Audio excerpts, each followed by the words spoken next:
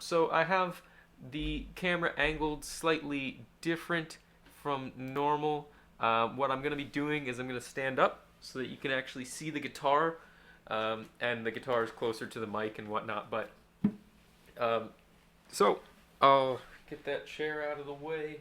That's still, yeah, that's in the shot, whatever.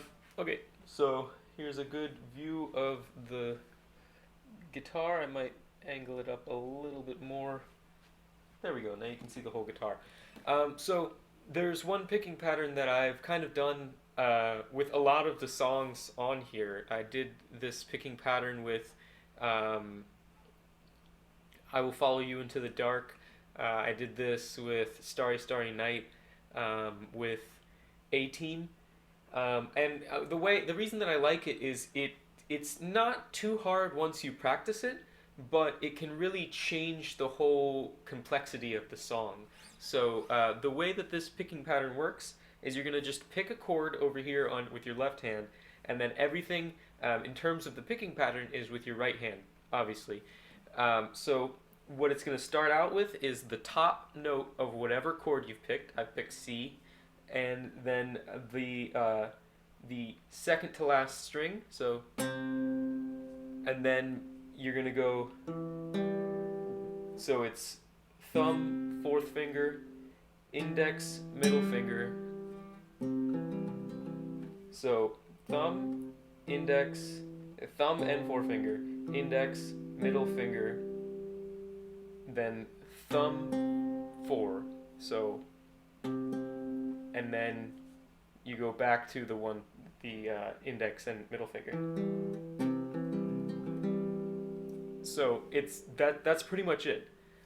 So I usually do one cycle of that. So let me just repeat that in case I didn't do a good explanation of that. It's thumb and fourth finger at the same time. So then index, middle, thumb, fourth. So that's the general pattern.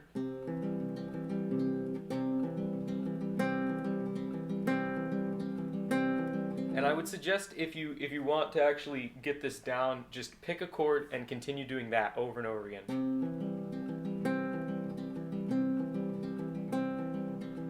And then what I usually do is after one cycle of that, I switch to instead of picking the fifth string here, or second string if you're starting from the bottom, I pick the last string.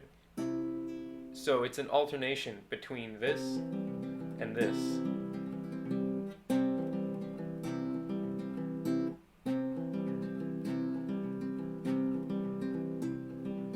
And I think actually when I do that alternation, I leave out the last note. So instead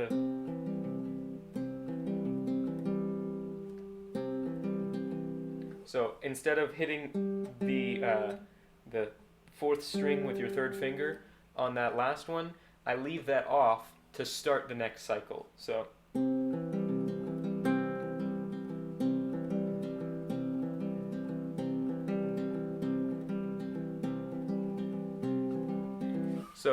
the real pattern is that, and then this. And the beauty of this is that it's not restricted to the C chord. Whatever you do over here is not really talking to what you're doing over here with your right hand. So what you can do is you can switch to a G chord, and all you're changing with your right hand is that your thumb is working on the top string instead of the second string. So you can go.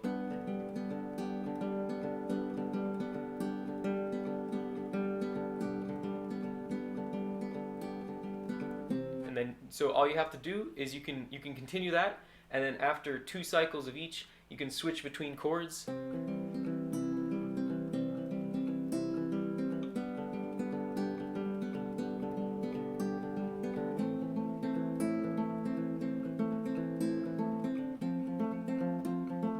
Now that one gets a little interesting. I tend to just overplay the fourth string.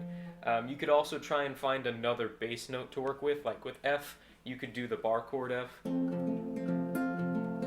but it does get problematic when you go down to chords that are only the bottom four strings, because the it gets just kind of crowded and you end up double working the top string, the fourth one. Yeah, so it's kind of your choice. If it is a chord that could possibly just play A open, then I will do that. And then, but in terms of that, that's just kind of messing around with what you're doing with your left hand, and figuring out what you want to do with each specific chord. So that's the basics of it, and you can really take that and just implement it into whatever chord progression you want. So like I said, I did I Will Follow You Into the Dark. So you have starts out with A minor.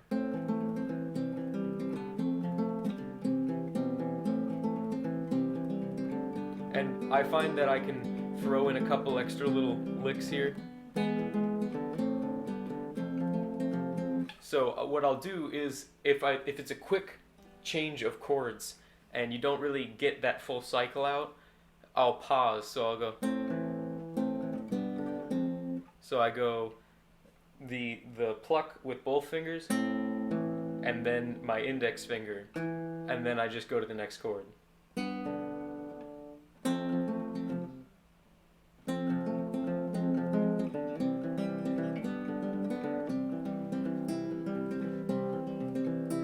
So once you get the initial pattern down of just the picking back and forth between the fifth and the sixth string, you can really just play around with it and see what extra stuff you can add in.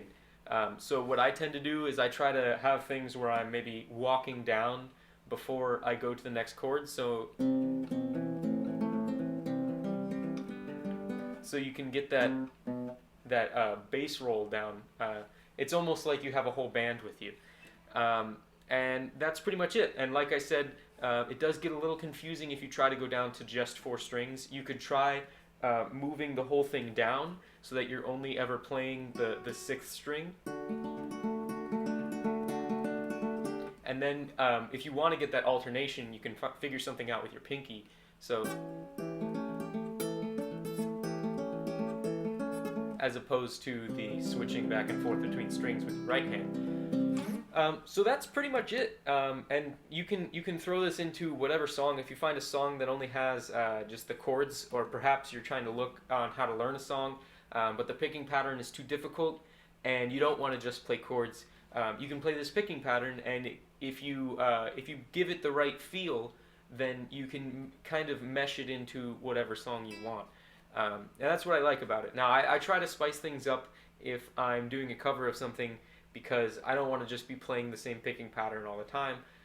But it kind of just comes down to whatever works for the song. So if you practice this, it can really improve just how you pick up general songs, because a lot of songs, if they have picking patterns in them, it's usually some kind of variation of that. It's a very popular picking pattern. So I don't know the actual name of it, if it has a name. If you do know that, please leave that in the comments. I'd be interested to know. But other than that, that's pretty much the whole thing. So I'm going to switch it over to the random drawing, and we'll get that going.